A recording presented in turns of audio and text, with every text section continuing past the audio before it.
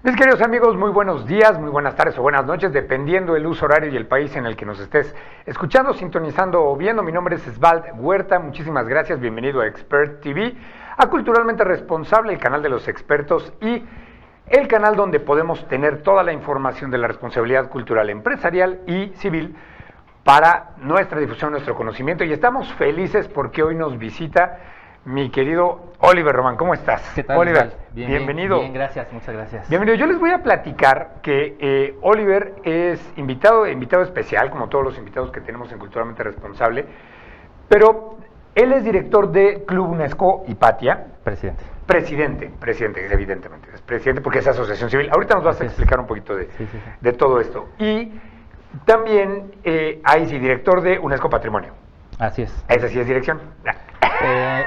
Es presidencia en ambos casos. Pero bueno, lo importante es, soy responsable, digamos, primero. Claro, bueno, ya ven, entonces ya sabemos con quién. Nada, para nada. Oye, es bien interesante, y lo dijiste con una palabra clave, ¿no? Eres responsable de esta parte de Patrimonio UNESCO. Cuéntanos un poquito, para aquellas personas que no saben lo que es UNESCO o lo que es Patrimonio UNESCO y qué es lo que engloba cuando hablamos de Patrimonio UNESCO esta cuestión. Sí, claro, por supuesto. Bueno, todos ubicamos Naciones Unidas después de la Segunda Guerra Mundial, todo esto, los distintos organismos que se conforman para un nuevo orden, digamos, internacional de esta segunda posguerra. Y por supuesto que las preocupaciones de las personas, de todos los países, de los líderes, pero sobre todo de la población, empezaron a visualizar mucho más allá de una organización política, empezaron a ver muchos temas que tendrían que ver principalmente con la participación de las personas, con otros temas que antes pudieron haber sido o no, digamos, desarrollados, pero que a partir de ese momento se convertían en el foco de muchos más intereses y no solamente de los gobiernos. Esto significó que, por ejemplo, en la parte en donde confluyen los temas de educación, de cultura, de ciencia y de comunicación, se conforman bajo la égide de la UNESCO, de la Organización de Naciones Unidas para la Educación, Ciencia y la Cultura. Y desde esa perspectiva, pues muchas cuestiones empezaron a tomar una nueva dimensión a nivel internacional bajo esta lógica.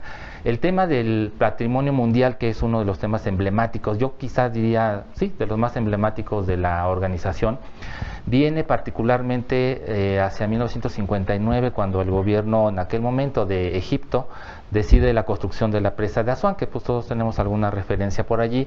Esta presa que iba esencialmente a dejar bajo el agua una serie de, pues digamos, de vestigios de la cultura egipcia, y eso pues digamos que encendió no una alarma, pero sí una preocupación de muchos países. No existía como tal un término como de alarma o de patrimonio en peligro, pero sí de que la gente que sabía de esos lugares, que los había visitado, los arqueólogos, etcétera, etcétera, decían no podemos permitir o tenemos que hacer algo para que, si bien la decisión del gobierno egipcio ya estaba tomada, tenía que desarrollarse esa presa, de todas maneras se pudiera intervenir a favor de este conjunto, que es el de Abu Simbel. Ese conjunto se convierte, digamos, en la primera iniciativa, fuera todavía, digamos, de un marco, que la comunidad internacional se moviliza para rescatarlo, para reubicarlo, como fue su tema. Y que fue una experiencia maravillosa. Claro. Porque pieza por pieza lo mueven, ¿no? Lo corten. Así es, literalmente como si hubiese sido un rompecabezas. Un Lego. Se desmonta, se ubica a un lugar, una colina, en donde se vuelve a armar, ¿no? Literalmente pieza por pieza, y entonces da un resultado tan extraordinario que pues ahora sí que la humanidad vio que ahora sí que juntos tenían una fuerza muy importante para intervenir en el tema cultural. Eso quedó, digamos, como el primer hit.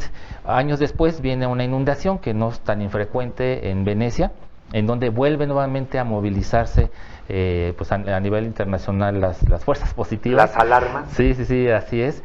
Y entonces empieza a gestionarse, digamos, dentro de la propia UNESCO, dentro de la propia comunidad internacional, la idea de que bajo un esquema de cooperación es posible intervenir en esos dos casos, digamos, que representan de manera muy visible, pues digamos, unos puntos importantes, ¿no?, de las civilizaciones que les dieron origen.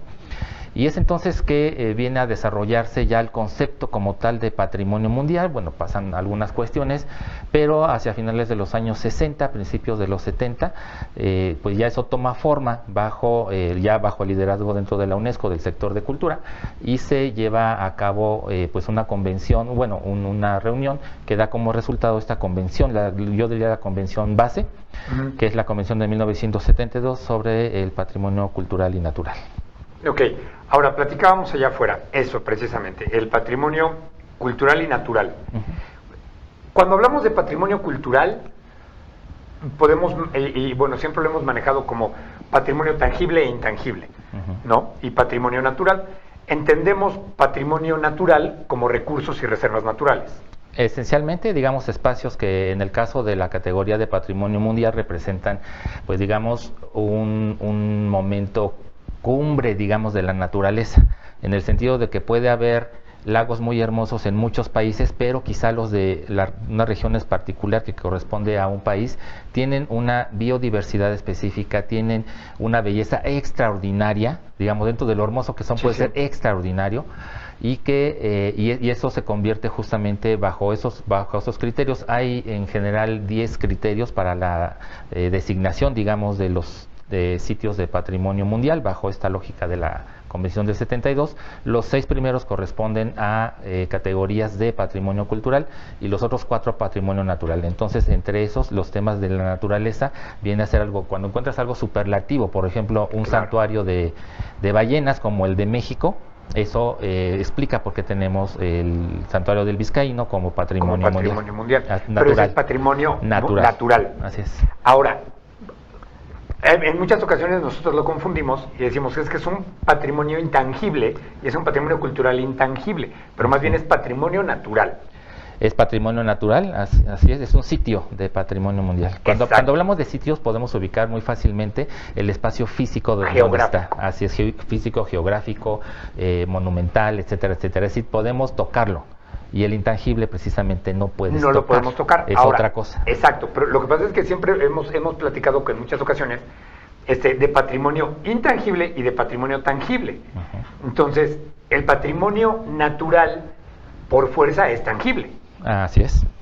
Entonces, porque está ubicado en un lugar geográfico y tiene coordenadas y puede ser susceptible de comprobación de que está. Así es, completamente. ¿No? Y el intangible sí corresponde más como a la parte cultural por el hecho de tradiciones, por el hecho de paso del tiempo, por el hecho de, no sé, ¿qué otro ejemplo puede ser aparte de una tradición viva?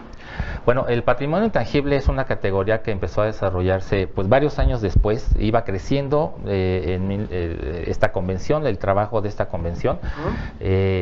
Empezaron a desarrollarse también los trabajos de la lista del patrimonio mundial, esta lista pues tan celebrada, digamos que sabemos de que este sitio está en la lista, claro, ¿no? La muy anhelado lugar, ¿no? Dentro de la lista del patrimonio mundial. ¿Por qué?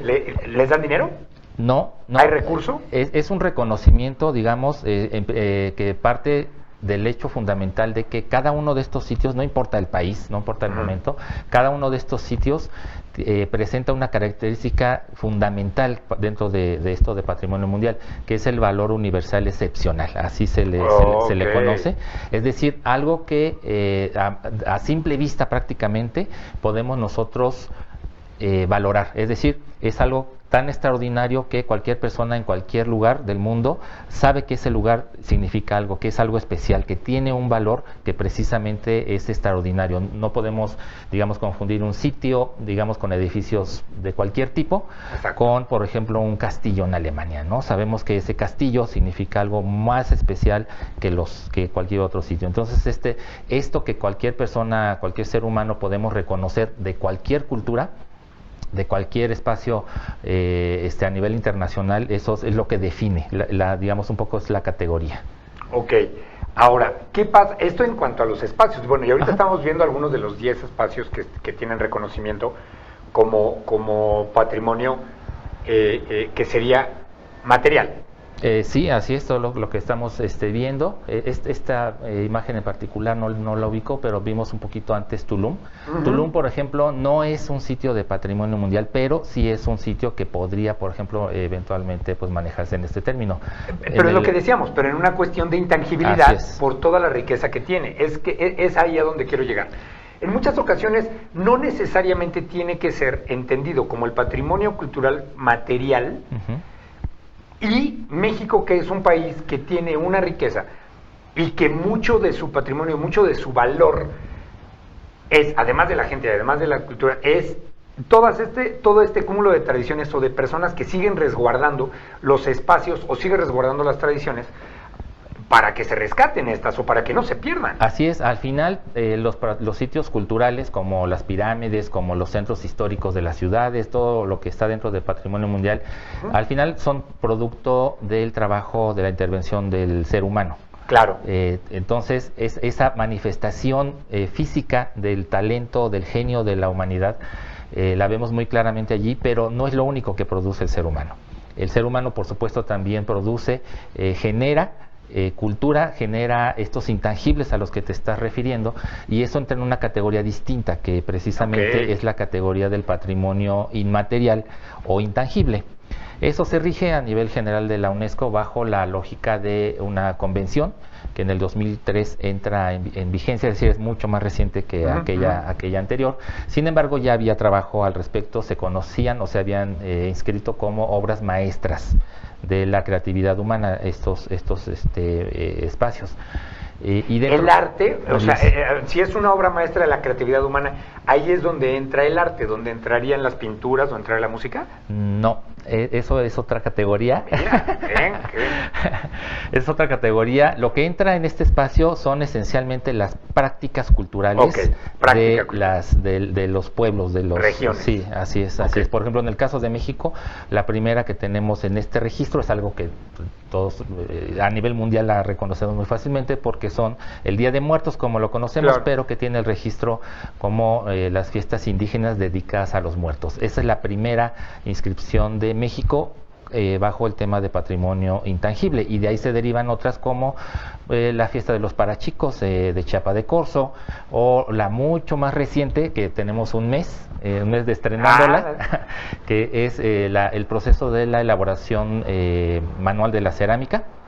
Que es un proyecto que lo acompañamos, lo conocemos, y que ahora hace un mes allá en Bogotá se llevó a cabo la sesión del Comité Intergubernamental, y ya tenemos ese nuevo elemento de patrimonio intangible. Entonces, los artesanos de Puebla y de Tlaxcala, así como del lado español, es binacional este registro, es México y España. Del lado español pues está Talavera de la Reina y Puente del Arzobispo. Entonces, los artesanos de uno y de otro país, bajo esta lógica de una tradición viva, una tradición que se mantiene, que significa culturalmente mucho para ambos países, y que se ha llevado al grado de que pues se justifica, ¿no?, digamos, su inscripción como patrimonio intangible. Entonces son prácticas actuales, vigentes, estos ejemplos que mencionabas de otro tipo, cultura, de pintura, eso es otra categoría. Esa es otra categoría. Ahora, México ¿en qué es? Digo, es rico en muchas cosas, pero viéndolo desde los ojos de la UNESCO, ¿qué es lo que más tiene de exposure, por llamarle de alguna manera? ¿Qué es lo que más se le reconoce a México desde la UNESCO como en esta cuestión de patrimonio? ¿Lo natural, lo material, lo inmaterial? Bueno, en la lista del patrimonio mundial actualmente hay 1.121 sitios a nivel internacional. No recuerdo exactamente, alrededor de 170 países que conforman la organización. La mayoría de ellos tiene al menos un sitio de patrimonio mundial. México sí se destaca, por supuesto, es el lugar número 7 a nivel internacional en sitios de patrimonio. En América, en el continente americano, somos el primer lugar. Y yo diría que de manera natural, pues al ser nosotros pues cuna de una civilización, pues heredamos, digamos, las primeras bases con las que se reconoce a México desde la parte cultural, pues es este legado de las culturas originarias de nuestro país. Y entonces tenemos espacios que los primeros fueron en 1987, los primeros sitios mexicanos que ingresaron a la lista, y allí tenemos, por ejemplo, Teotihuacán. Teotihuacán, sí, que, estábamos viendo en la pantalla es obvio, ¿no? Digamos sí. que tenía que ser uno de ellos. Entonces, la parte cultural es la que más se destaca de México. No solamente estos sitios, tenemos 10 sitios, 11, digamos, con uno, digamos, de carácter cultural y natural, un paisaje en Puebla. Que se reconoce a México. Pero de ahí tenemos, por ejemplo, también varias ciudades patrimonio, los centros históricos, que son particularmente los espacios que se han ubicado. También tenemos allí, digamos, ciudades como, bueno, no ciudades completas, sino el centro histórico de Puebla, por supuesto, de aquí de la Ciudad de México, el centro histórico de Morelia, entre otros, ¿no? Zacatecas, claro, que son patrimonio cultural que corresponden a una época más reciente de nuestro país. Y de ahí tenemos también otra categoría que es la del patrimonio moderno, dentro del patrimonio mundial, lo que se conoce como patrimonio moderno, que esencialmente podríamos ubicar obras arquitectónicas, particularmente como finales del siglo XIX y del siglo XX. Y aquí en el caso de México tenemos 3 elementos de patrimonio moderno dentro de la lista, que son la Casa Luis Barragán, que la tenemos aquí en la propia Ciudad de México, la Ciudad Universitaria, el casco de la Ciudad Universitaria de la UNAM, y en Jalisco tenemos el Hospicio Cabañas, que están estos 3 en esta categoría de patrimonio moderno. Los 3 corresponden, digamos, a periodos distintos de la historia, del quehacer mexicano, digamos, en el ámbito cultural tangible. Exacto. Oye, qué interesante, y qué interesante porque muchas veces la gente habla sin saber de cuáles son unos, cuáles son otros, o simplemente los turistas pueden llegar y ver y decir, ¡ah, qué bonito!, ¿no? Y el turismo local también, porque en muchas ocasiones son los que menos visitan el país, ¿no? Son los que menos recorren el país, pero el turismo local en ese momento es importante la difusión de la visita para los espacios que son resguardados o reconocidos, porque no hay un resguardo como tal, sino es un reconocimiento. Bueno, desde la UNESCO lo que se hace es como tal este reconocimiento y las directrices generales que desde a nivel internacional los países normalmente siguen, las pautas, digamos, a seguir. De allí, sí, ya el resguardo, la protección, todas esas otras cuestiones, la conservación, la restauración, todo eso ya son normalmente a cargo de los gobiernos nacionales.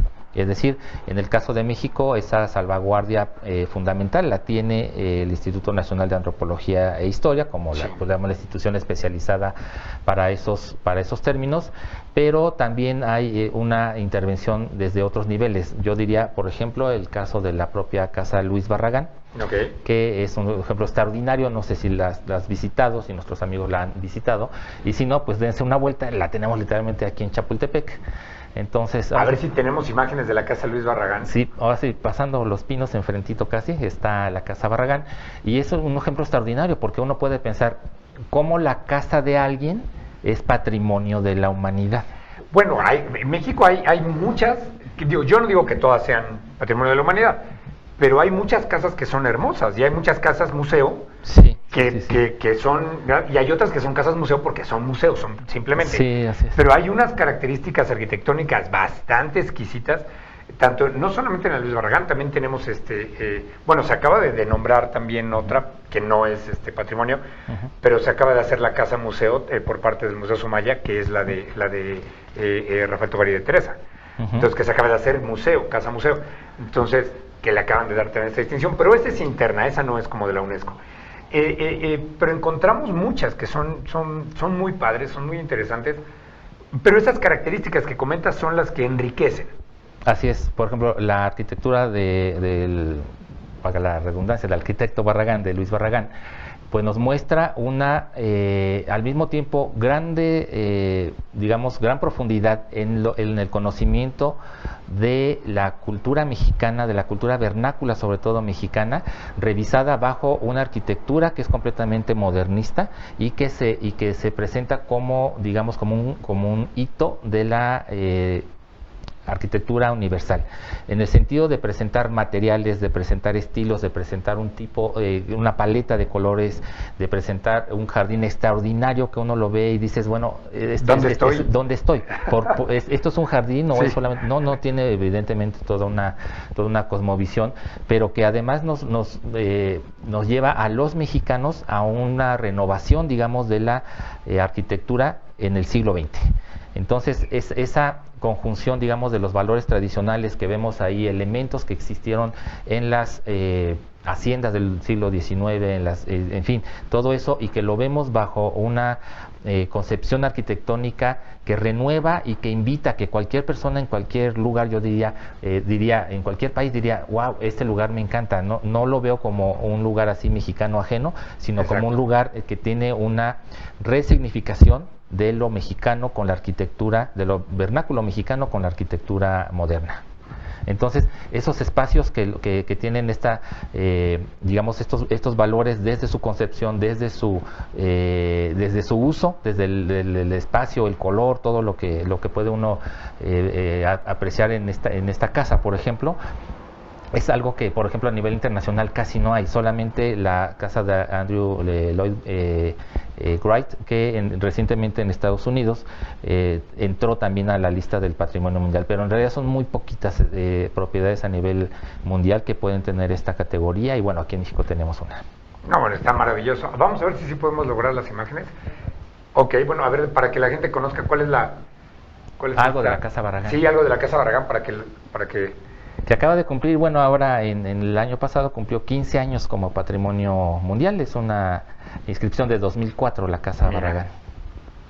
Vamos a ver. Ahí, por ejemplo, esa escalera icónica, ¿no? Completamente volada, extraordinaria, volada, que existe, esos espacios ve la geometría que tenemos allí, el icono básico, ¿no? De la Casa Barragán, su chimenea en la parte alta.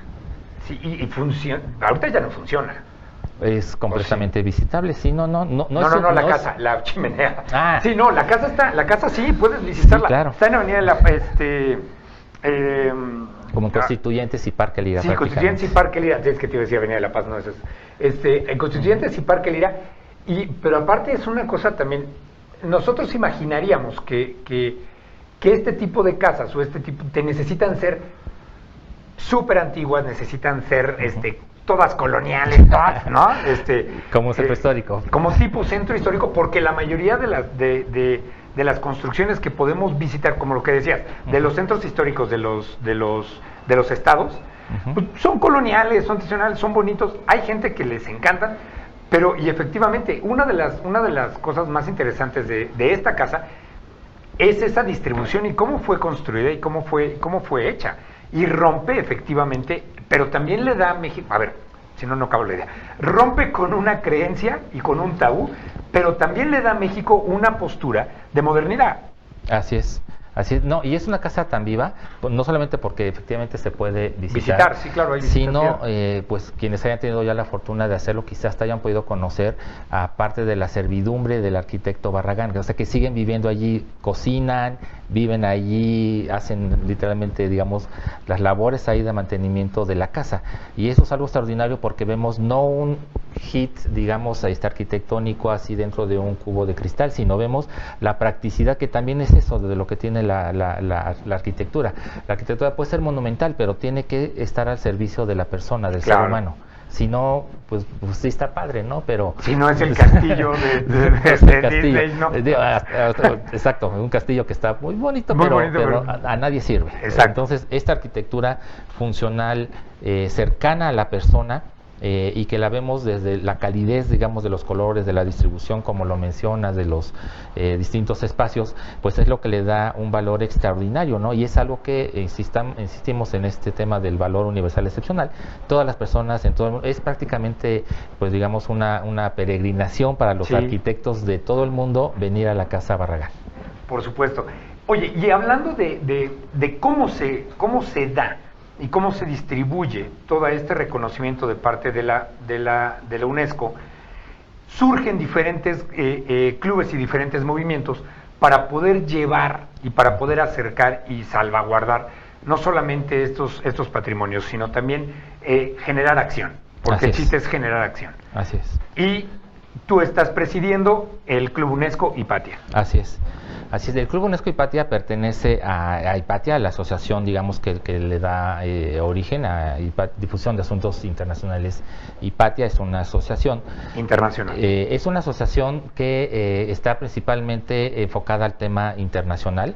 Por supuesto tenemos conexiones ahora sí que a nivel internacional de diverso tipo, pero particularmente el acercamiento con la UNESCO se dio, pues ahora sí ya tiene un ratito, hacia el 2004-2005, cuando en otro tema de la asociación representamos el proyecto del satélite KEO en aquel momento, que era un proyecto que tenía también el aval de la UNESCO. Nosotros, por supuesto, de manera natural teníamos allí alguna participación en temas, pero desde la asociación civil representamos a KEO aquí en México, lo tuvimos aquí en la Ciudad de México, en otras ciudades como León, Pachuca, y desde entonces, bueno, en aquel momento la oficina de la UNESCO en México, pues nos conocimos, obviamente intercambiamos algunas cuestiones por allí, les pareció interesante el trabajo que ya estábamos desarrollando y nos invitaron a acercarnos a las autoridades mexicanas que tienen a su cargo ese tema para conformar el Club UNESCO. Es decir, a través de la Comisión Mexicana de Cooperación con la UNESCO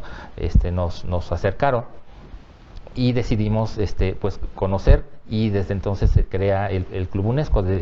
A partir de la asociación civil viene el Club UNESCO. Debe tener, por supuesto, claro, alguien que responda por las acciones del club, y de esa manera el 2006 como tal ya nace el Club UNESCO Hipatia. Por supuesto tiene el mismo nombre de la asociación, claro, nada más que es el Club UNESCO, y desde aquel momento empezamos a desarrollar ya con mayor detenimiento, con mayor cuidado, las temáticas que tenían una conexión con la UNESCO. No son digamos, están todas dentro del ámbito de la UNESCO, como Club UNESCO, como parte de la sociedad civil, que tenemos, compartimos varios de estos lazos con la UNESCO, con otras instituciones. Por ejemplo, las cátedras UNESCO, que ubicamos las cátedras UNESCO, por ejemplo, una de las más conocidas aquí puede ser la de la Facultad de Ciencias Políticas dentro de la UNAM, que es una cátedra de Derechos Humanos, la cátedra de Derechos Humanos ahí de la UNESCO en la facultad. O tenemos normalmente convivencia, conexión, trabajo con las escuelas asociadas a la UNESCO. Hay una red también a nivel internacional. México es un país destacado al menos en el número de escuelas que participan como escuelas asociadas a la UNESCO, y todo esto, o hay alianzas muy conocidas entre la UNESCO y el sector privado, como claro, el caso de Panasonic o de L'Oreal, ¿no? que desarrollan temáticas también específicas. Entonces, a partir de todo esto es que nosotros desarrollamos desde aquel momento nuestra relación con la UNESCO, y diversas temáticas. Yo te comentaría, nada más sin distraerlo, un par de cuestiones que sí desarrollamos dentro de la asociación relacionados con la UNESCO, que puede ser, una de ellas es el tema de las microciencias. Hay un programa global de microciencias que lo hemos empujado en algunos momentos, o también el tema de la educación acerca del VIH-Sida. Okay. Es específicamente como hacia los niños y jóvenes. Es un proyecto que no es original de la UNESCO, sino que nace del Movimiento Mundial en Favor de la Infancia, y desde la cual UNESCO con la parte educativa colabora. Entonces, en estas dos temáticas, ciencias, por ejemplo, o la cuestión de cómo entendemos, cómo trabajamos el tema de los niños y los jóvenes y el VIH-Sida, claro, son otras de las labores, pero nosotros como asociación y como club estamos como pues el expertise fundamental es sobre patrimonio. Ahora dime una cosa, como club, ustedes invitan a las personas a que puedan unirse, aliarse. ¿Qué necesitas de las personas, de la sociedad? ¿Cuál es el trabajo para acercarlo? Porque en muchas ocasiones estos medios lo que hacemos es difundir las labores que la gente normalmente no conoce. Primero, porque no están como tan involucrados, y segunda, tenemos una información errónea. Entonces, porque en muchas ocasiones nos quedamos solamente con lo que nos dice la escuela, y tampoco tiene como una muy buena formación. Bueno, yo diría que sí hace falta, siempre es deseable, porque yo creo que siempre va a ser así, el que las personas nos acerquemos con mayor conocimiento a cualquier tema, ¿no? En el caso de Patrimonio Mundial, de repente puede ser muy sencillo, digamos, sí reconocer pues el campanil de Pisa, o lo evidente, ¿no? Pero en realidad no es un tema tan general. Sí podría parecer como de cultura general, pero no, sí tiene, por supuesto, un grado de, digamos, de especialización, puede ser muy, muy alto para esos, pero nosotros dentro de la asociación de Hipatia, que justamente el nombre formal de la asociación es Difusión de Asuntos Internacionales, porque nos hemos tomado desde el principio, digamos, la tarea de acercar esto de una manera mucho más, yo voy a decirlo así, amigable con los distintos públicos. Y eso es importantísimo porque de repente podemos pensar que estos temas de patrimonio mundial, bueno, pues es que yo cómo voy a saber qué tal cuestión, bla, bla. No, yo creo que nosotros además partimos del derecho fundamental del acceso al patrimonio, de disfrutar del patrimonio. Claro, porque eso es un derecho. Así es. Entonces, como derecho humano en general, asumimos que todas las personas, todas, pues deben tener las mayores facilidades para que este derecho pueda realizarse. Y desde esa perspectiva, para nosotros poder llegar a distintos públicos, todo esto lo conformamos bajo un programa de educación para el patrimonio mundial. Okay. Entonces, este programa de educación conlleva como premisa fundamental el desarrollar acciones en torno a los temas de patrimonio mundial, y eso nos lleva a diferentes ámbitos. Esencialmente lo tenemos organizado en 3 grandes ejes. El primero de estos ejes es el de la innovación, que tiene que ver con cómo justamente llevamos el tema de patrimonio mundial a distintos actores, a distintos espacios, con qué fórmulas lo podemos llevar para que no parezca una monografía, para que no parezca algo así como muy cuadrado o muy especializado, sino la manera en la que esto puede llegar a ser significativo, como decimos en el ámbito educativo, que tenga digamos que sea, pues eso, que sea significativo para la persona, que se asegure a través de ello su conocimiento, su goce, digamos el hacer clic con el tema de patrimonio mundial. Y esto nos ha llevado, por ejemplo, voy a citar un par de cuestiones rápidamente. Una de ellas es una iniciativa que desarrollamos con la Fundación Cinépolis para llevar el cine a sitios de patrimonio mundial. Ellos, a través de la pantalla gigante que manejan con el tráiler, con el tráiler, con diferentes cuestiones, lo llevamos por ejemplo, a los puntos del Camino Real de tierra adentro.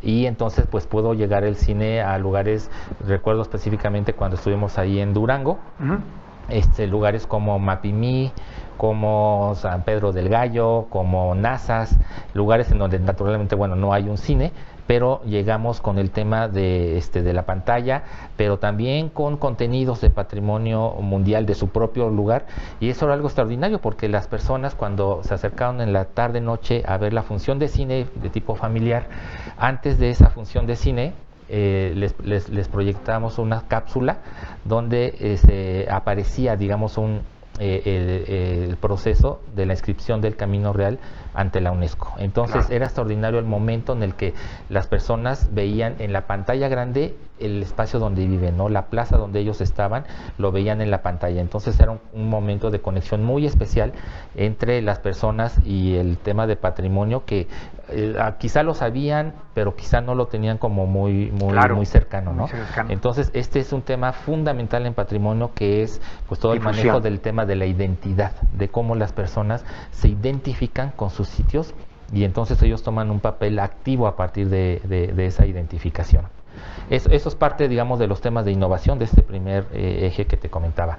El segundo es la visita a los sitios de patrimonio mundial, que naturalmente tenemos nosotros con sitios aquí en México. Cuando salimos a algún otro lugar, también tenemos normalmente pues ya una relación desarrollada de manera institucional, y entonces una visita que puede ser como las visitas que tienen los niños, que a una fábrica, que sea un museo interactivo de cualquier tipo, es también impulsar que no solamente los niños, pero pues muy particularmente ellos y todas las personas que visiten un sitio de patrimonio mundial puedan disfrutar de él y también aprender un poco de él, porque eso origina justamente esta empatía. Y el tercer componente del programa es la difusión. Ahí sí, los temas de comunicación en general, que tenemos un espacio, tenemos una radio en línea, y tenemos un programa que se llama El Navegante, que está especializado en los temas de patrimonio, o las acciones como las exposiciones que son esencialmente, cuando hablamos de temas así de patrimonio, son esencialmente de tipo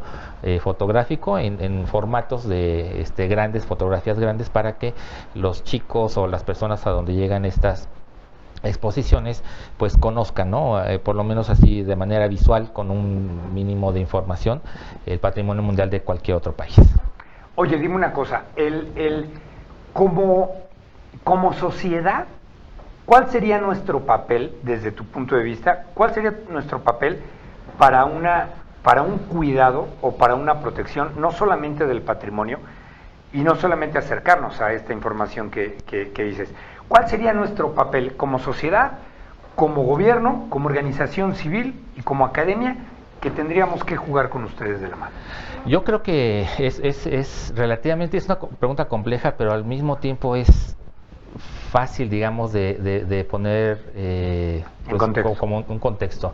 ¿Por qué? Porque todos de alguna manera nos vamos a sentir identificados con uno u otro elemento de lo de patrimonio mundial. Si hablamos, por ejemplo, de una visita aquí en la Ciudad de México al centro histórico, es un lugar que normalmente pues disfrutamos, que vamos de compras, que vamos de paseo, que vamos a visitar pues, la enorme cantidad de museos, de espacios que son visitables. Ese es un primer acercamiento, digamos, de manera natural. No tienes que ir al centro pensando que es patrimonio mundial, tienes que ir y disfrutar de él, una visita turística. Y te vas dando cuenta de que ese espacio tiene características que no tiene, por ejemplo, cualquier otro espacio dentro de la Ciudad de México. Entonces, el acercamiento natural es lo primero que nos puede llevar a eso. Lo segundo es sí generar, y eso yo creo que es una tarea sobre todo que también desde la sociedad civil, pero también desde las autoridades tiene que abordarse, y que es parte de las obligaciones de los países firmantes de las convenciones de la UNESCO, que es realizar acciones deliberadas para que las personas, todos los habitantes de un país tengan conocimiento y acercamiento a los temas de patrimonio mundial. ¿Eso qué significa? Que la Secretaría de Educación Pública, pero también la escuela o el profesor, o turismo, por ejemplo, tienen un marco y una obligación para que todos los mexicanos de manera distinta puedan acceder a estos temas de patrimonio mundial. Puede ser a través de un contenido escolar, pero puede ser esta visita de la que hablábamos a los sitios de patrimonio, que sí los llevan a un parque de diversiones, pero llévenlos también a un sitio de patrimonio. Y otro sector es precisamente la parte turística, que además tiene grandes ventajas, en el sentido de que no solamente lleva el tema de patrimonio, hay que cuidarlo, hay normatividad para todo ello, pero también es un detonante del desarrollo, incluyendo el desarrollo económico. Sí, claro. Las comunidades normalmente pueden ver a un lado un sitio de patrimonio mundial, pero a veces están excluidas. Y están excluidas no solamente, digamos, como del sitio, sino de los beneficios que pueden derivar de ese sitio. Yo diría el caso, nada más así como referente, de Teotihuacán, que es pues sigue siendo la zona arqueológica más visitada de nuestro país, pero creo que debería desarrollarse un plan que incluyera el desarrollo económico de sus habitantes, porque esa cantidad, digamos, de visitantes, de turistas, seguramente puede tener mejores derramas para los propios habitantes del municipio y de la zona. Así es. Claro, por supuesto. Y ese sería el chiste, el conjuntar todos los ámbitos sociales o todos los ámbitos que conforman una sociedad para poder desarrollar y para poder tener un acercamiento y un entendimiento diferente de lo que es la cultura, de lo que son los patrimonios, de lo que es el patrimonio, tanto natural como tangible, como intangible, natural y cultural, ¿no? En este sentido. Oliver, se nos está acabando el tiempo, horriblemente. Te queremos hacer la invitación para que puedas regresar en algún otro momento y que podamos platicar más de lo que está haciendo Club UNESCO Hipatia y de cómo la sociedad se puede incorporar. ¿Dónde te encontramos para que ya nos despidamos? Bueno, en la página www.hipatia.mx, allí pueden encontrar información.